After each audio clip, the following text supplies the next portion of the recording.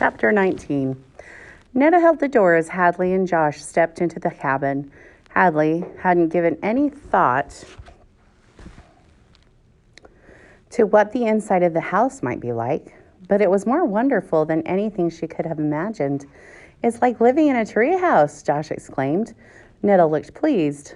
There were windows everywhere, so the sky filled the room in all directions. But what fascinated Hadley was the oddest and most beautiful furniture she had ever seen.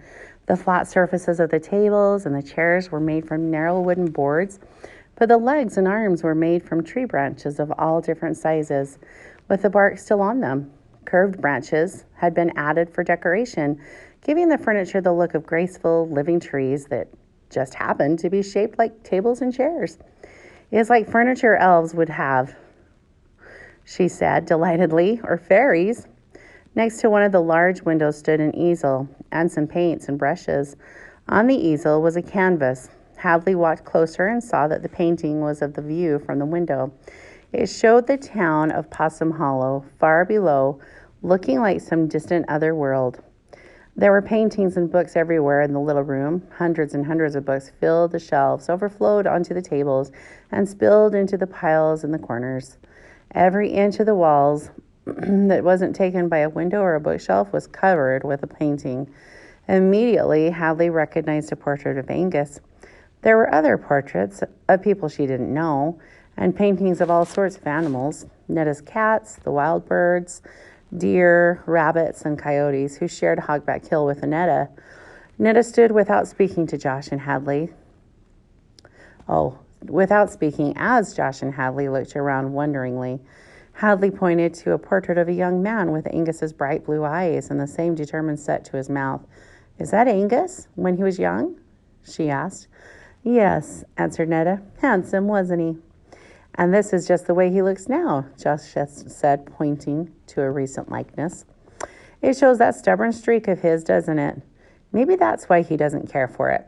Angus thinks my painting is silly. He says it's a waste of time." She laughed her short laugh. "But I tell him, if there's one thing I have, it's time. If it weren't for my books and paints, I'd probably be stark raving mad." She stopped for a moment and added, "Maybe I am at that." Hadley smiled and shook her head, but she wished Netta wouldn't say such things. "Why do you think this is? Why do you think this is? Or who do you think this is?" she asked, pointing to a portrait of a lovely young lady. Hadley and Josh stepped closer to get a better look. "It's you, isn't it?" asked Josh. "You were beautiful," said Hadley. "Ha!" Netta snorted. "Oh, I wasn't hard to look at, I suppose, but that was before." She broke off, brushed a strand of stray hair away from her face, and shook her head. There was a long moment when no one spoke. Then, turning back, Netta asked, "Shall we have those brownies now?" Josh nodded eagerly. "Sure," Hadley said.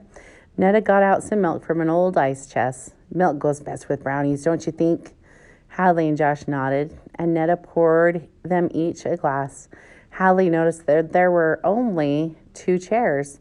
She and Josh stood uncertainly until Netta perched herself on top of the ice chest. She pointed to the chairs, saying, "I'm not equipped for company, as you can see." While they ate, Netta continued to stare at them in a way that would have been rude if she had been anyone else. But Netta, unused to visitors as she was, seemed simply amazed to find herself sharing brownies with 2 11-year-old children. Suddenly, Netta said, "I suppose you find this all very peculiar." "It's nice here," Hadley answered honestly, "but I wonder why you're here." "For 57 years, Josh added. "That, children, is a very long story."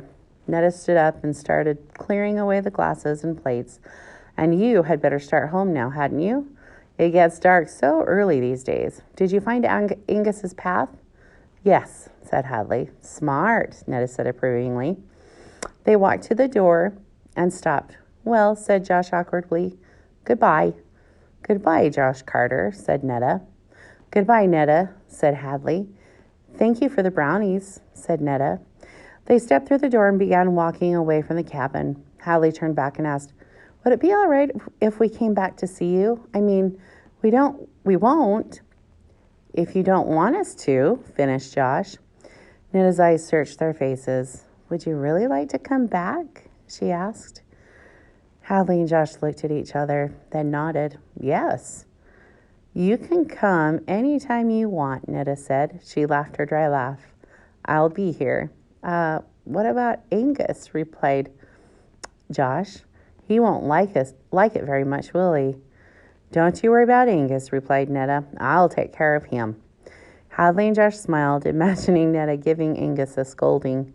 You're not like the others, are you? She asked suddenly. What? Josh asked. What others? Echoed Hadley. No, you're not. I can see that. I wonder why Angus can't see that. Never mind. Be careful on that hill now. We will, promised Josh. Bye, Hadley called. They started down the hill in the twilight. When they turned to look back, Netta stood framed in the doorway as she had been the night that they first saw her, waving goodbye. She's nice, Josh said. I know, said Hadley in a puzzled voice. It makes the whole thing even stranger, don't you think? It would almost make sense if she was like Angus says she is, but she's not. I mean, she's a hunchback, but big deal. After a while, you don't even notice it. But she thinks she's, what was the word? Grotesque. I wonder why. And I'm curious about what she meant when she said she wasn't hard to look at. But that was before. Before what? Yeah, continued Josh. And what about when she said you and I are different? Not like the others. What others? I want to find out, Hadley said firstly, turning to Josh. I want to know what happened before and who the others are and what the long story is. I want to know why a nice lady like Netta is up there all alone. Remember you heard Angus say something about how children are cruel? Asked Josh. Hadley had been thinking about that too. Yeah, it makes me wonder what happened. They left the secret path and walked until they reached the sidewalk. Looking about for signs of Angus, Hadley said, Do you want to go back tomorrow? I can't, said Josh. I have a trumpet lesson at 4. Oh, said Hadley. She felt anxious to see Netta again soon. Would you care if I went without you? Josh thought for a minute. No, I guess not, he answered, but tell her why I couldn't come.